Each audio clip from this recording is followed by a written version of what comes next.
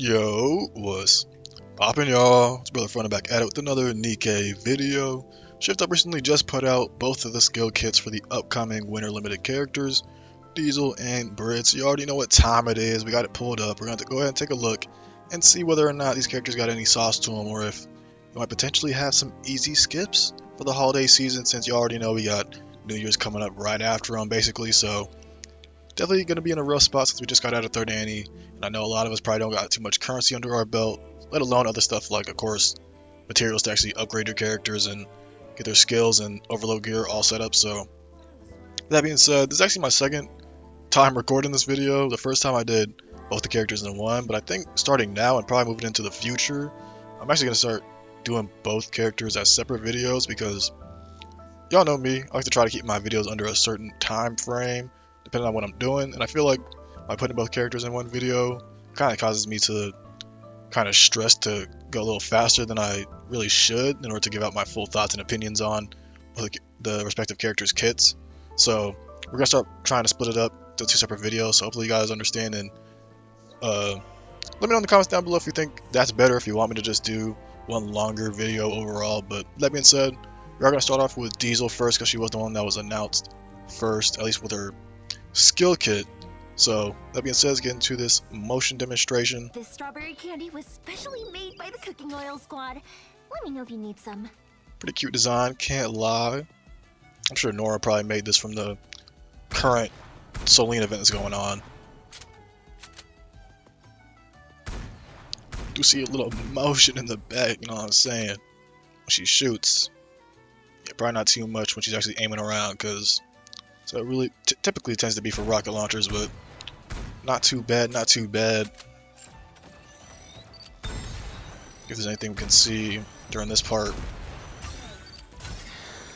you see the stacking buff she has, so I'm sure there's some stacks she got going on. Oh wow. Yeah, I mean, we already knew Diesel was a bad singer, but to actually hear it in English and how out of tune it is, it's kind of crazy. Now that I've seen you, I'm ready to go again. Her buffs only seems to stack to a total of 2, so I'm curious how long those stacks last for.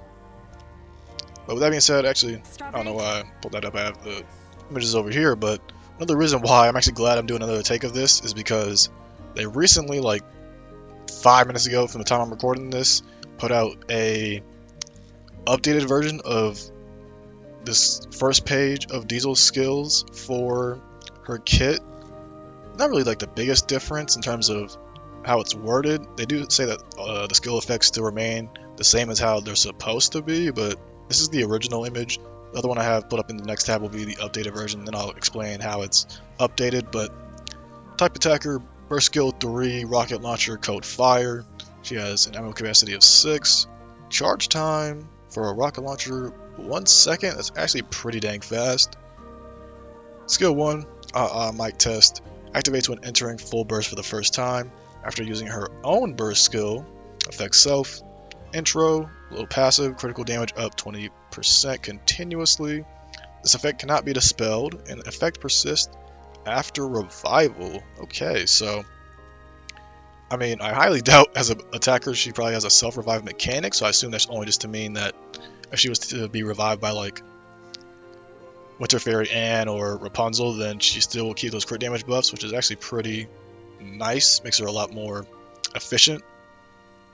Activates when entering full burst for the first time without using own burst skill, affects self, highlight, another passive.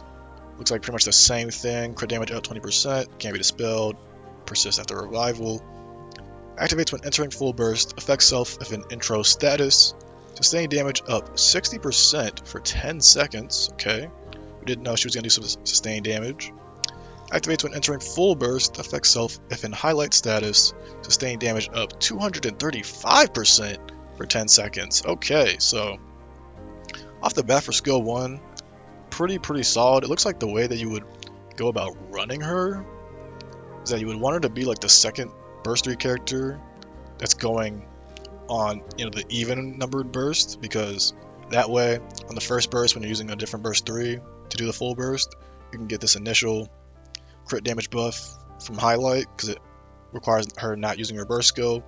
Then that way when you do get to her burst on the second rotation and then at every other, he gets an additional 20%, so he gets to a total of 40.5% crit damage up by the time she starts bursting.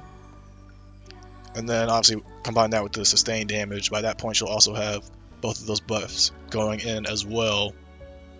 And those will be basically pretty much almost all the time, right? Obviously, I mean, by the time you start actually bursting with her and getting both of those buffs proc, you're pretty much getting both of these values up almost all the time. Obviously, it's only active when during full burst, so when it's not during the full burst, you know, however much downtime you have between those is going to decide how much you're missing out on these values. But if you have a good team with good burst generation, you're pretty much getting this up basically the majority, if not almost dang near the whole fight, right? Which is pretty good for skill 1. Skill 2, I'm going to sing now. Activates when an ally or self destroys an enemy part. Affects all allies except self. Another passive called Mute. Gains immunity to noise pollution continuously. Stacks up to 3 times. We have not seen noise pollution yet in her skills, so I'm sure it's probably going to be part of her burst, but I wonder what it actually does. Activates when an ally or self destroys an enemy part. Affects self this time. Gives her even more sustained damage with 68% for 15 seconds instead of 10 seconds. So that's pretty good, but obviously you have to have a boss with parts for you to even get any of this skill 2 to be in effect. Activates when attacking with full charge while not in full burst. Affects self. Sustained damage up 318% for 3 seconds. Stacks up to 2 times. So we are really seeing some pretty big values for Diesel when it comes to the sustained damage. I was actually surprised because at first when I got like the summarized description a couple of days ago for how Diesel was going to be, we knew she did sustained damage. I was kind of hoping that they were kind of setting it up to hopefully potentially get a really OP sustained damage buffer, maybe for like New Year's. Only because out of all the characters in the game, we still don't really have a dedicated, OP sustained damage buffer that is just a tried and true, no-brainer go-to for sustained damage comps. All we really have is Summer Rosanna for a burst 2, and even then she's not even really considered that much for sustained damage comps, because you pretty much just have so many other better options. Even if it's not sustained damage buffs, it's just higher buffing values in general, so you really wouldn't use her at all. But it is only for 3 seconds, and this line here is the one that got changed in the updated image, so I will go over that a little bit more and explain why. I think it's a bit of a pretty significant change, at least from how I initially perceived this the first recording I did. Activates when entering full burst. Affects the target or the stage target. Deals 63% of final attack as sustained damage every 1 second for 9 seconds. So pretty decent skill 2, I would say. At first I thought it wouldn't be the greatest against bosses with no parts because these 2 areas right here, but since this one only requires attacking with full charges, it looks like you're still pretty much getting a really big sustained damage buff, even though it's only 3 seconds. If it's, every time you full charge and you just leave her on auto, then you're pretty much getting this continuously on top of all the other values and stacks 2 times. So this is really, 636% on top of, this other percent over here. So like pretty much over 900% sustained damage buffs already from her skill 1 and skill 2. And that gets, turned into damage for whenever she enters full burst. And then I will say, since it is only the stage target, looks like she is going to be specializing against bosses primarily. Wouldn't really see her. I mean, I guess you could still use her for like mobs, since only her skill 2 so far seems to affect the target, but she definitely has more of a niche towards bosses than I'd say like mob content, if anything. And then go here to her burst first.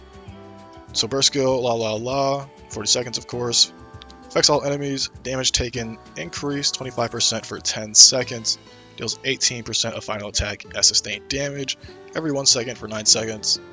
Affects the enemy if the enemy is the stage target, so she is going to definitely be more of a boss focused niche than anything else.